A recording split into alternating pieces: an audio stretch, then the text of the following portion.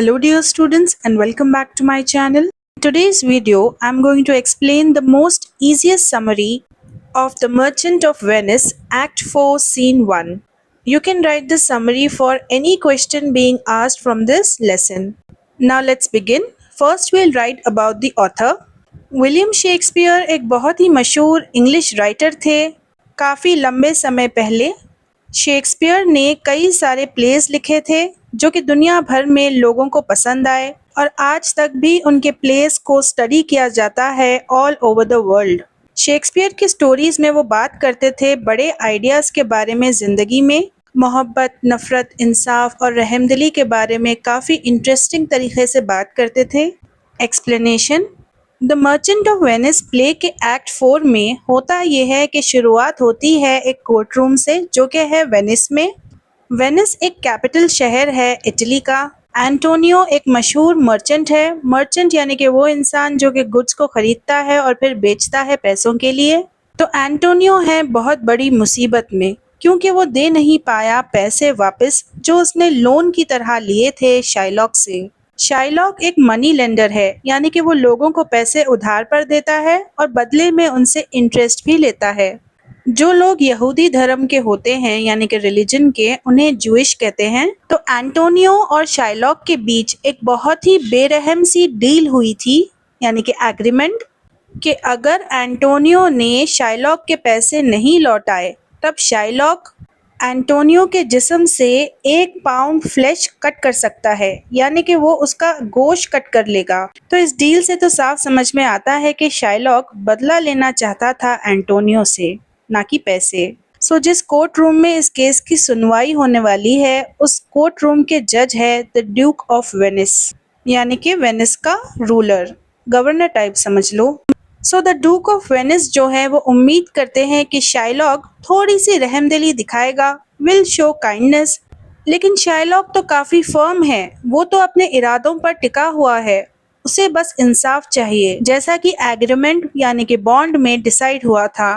तो जब बिल्कुल भी कोई भी उम्मीद नज़र नहीं आती है एंटोनियो के बचने की, तो एक लॉ का एक्सपर्ट आता है जिसका नाम होता है बल्तजार, जिसे एक फेमस वकील ने भेजा था जिसका नाम था बेलारियो।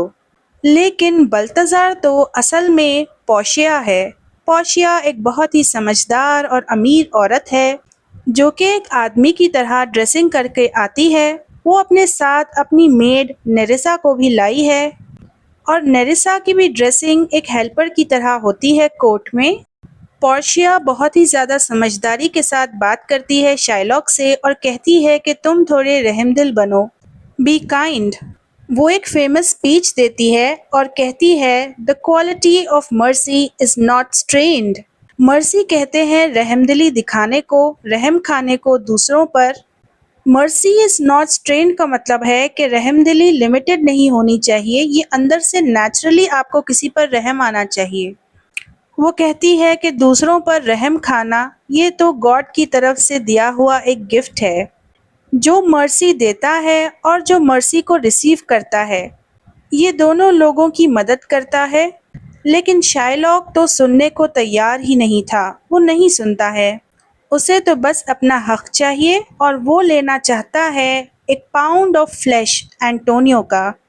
पाउंड यानी कि ऑलमोस्ट 450 ग्राम्स। वो उतना मीट कट करना चाहता है एंटोनियो की बॉडी में से। शाइलॉक तैयारी करने लगता है कट करने की एंटोनियो के फ्लैश को। पोर्शिया ढूंढ कर निकालती है एक इम्पॉर्टेंट पॉइंट उस एग्रीमेंट में से। एज पर द एग्रीमेंट जो एंटोनियो और शाइलॉक के बीच हुआ था उसमें लिखा था कि शाइलॉक फ्लैश ले सकता है, लेकिन उसमें कुछ भी नहीं लिखा था खून के बारे में। वो कहती है शाइलॉक से कि अगर शाइलॉक ने एक कतरा यानी कि एक ड्रॉप भी गिराया ब्लड का, खून का, तब वो कानून तोड़ देगा, then he will break the law. अगर शाइलॉक ने ऐसा किया तब वो अपनी ज़िंदगी को हार जाएगा, he will lose his life and उसकी जितनी भी प्रॉपर्टी है वेनिस में, वेनिस के कानून के अंडर जो आती है, वो सब भी उसका चले जाएगा। शाइलॉक को समझ में आ जाता है कि वो एंटोनियो का फ्लैश नहीं ले सकता बगैर उसका खून लिए। तो इस तरह शाइलॉक केस हार जाता है और पोर्शिया फिर एक और कानून का इस्तेमाल करती है वेनिस के। इस लॉ के अकॉर्डिंग अगर कोई देशवासी किसी को नुकसान पहुंचाने की कोशिश करे किसी भी सिटीजन को, तब उस नुकसान पहुंचाने वाले इंसान की आधी प्रॉपर्टी उस इंसान को चले जाती है जिसे उसने नुकसान पहुंचाने की कोशिश की हो, और बाकी आधी प्रॉपर्टी गवर्नमेंट को जाती है और उसकी जिंदगी डूक के हाथों में आ जाएगी। डूक शाइलॉक को नहीं मारता है, एंटोनियो भी थोड़ी सी रहमदिली दिखाता है, ही शोज सम काइंडनेस। एंटोनियो कहता है शाइलॉक से कि तुम मेरी आधी प्रॉपर्टी रख सकते हो अगर तुम एक क्रिश्चियन बन जाओ, और ये भी वादा करता है कि वो बची हुई प्रॉपर्टी उसकी बेटी जेसिका और उसके क्रिश्चियन हस्बैंड लॉरेंजो को दे देगा मरने के बाद। शाइलॉक को ये सब कुछ नहीं चाहिए, लेकिन फिर भी वो दुखी मन से मान जाता है। ये सब होने के बाद बसानियो, जो कि एंटोनियो का एक दोस्त है, वो उसके लिए बहुत खुश होता है कि एंटोनियो अभी सेफ है।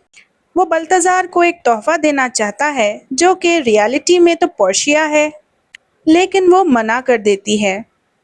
इसके बदले में वो एक रिंग मांगती है बसानियो से, जो कि उसने प्रॉमिस की थी कि वो कभी भी किसी को भी नहीं देगा। पहले तो बसानियो देना ही नहीं चाहता था उस रिंग को, लेकिन फिर वो उसे दे देता है। सेम उसी तरीके से जिस तरह ग्रेटियानो अपनी रिंग दे देता है अपने कोर्ट असिस्टेंट को, जो कि असलियत में है नेरिसा। तो ग्रेटियानो भी बसानियो का एक दोस्त है, और नेरिसा के बारे में मैंने आपको बताया था, वो मेड है पोर्शिया की। तो इस तरह एक बहुत ही फनी स्टोरी बन जाती है रिंग्स को लेकर, जो कि इस कहानी के लास्ट पार्ट तक कंटिन्यू होता है। मैसेज: ये सीन हमें सिखाता है कि दूसरों पर रहम खाना एक अच्छी बात होती है और एक बहुत ही ताकतवर क्वालिटी भी होती है।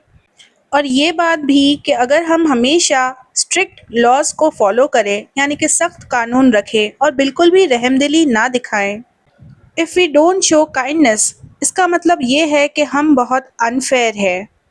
अंत में हमने ये सीखा कि अगर हम समझदार होशियार रहें तब इससे हमारी मदद हो सकती है, और जो इंसान दूसरों से रिवेंज लेना चाहता है, बदला लेना चाहता है, उसे भी चोट पहुंच सकती है। सो स्टूडेंट्स, अगर आपको इसकी PDF चाहिए then do contact me on my Telegram ID।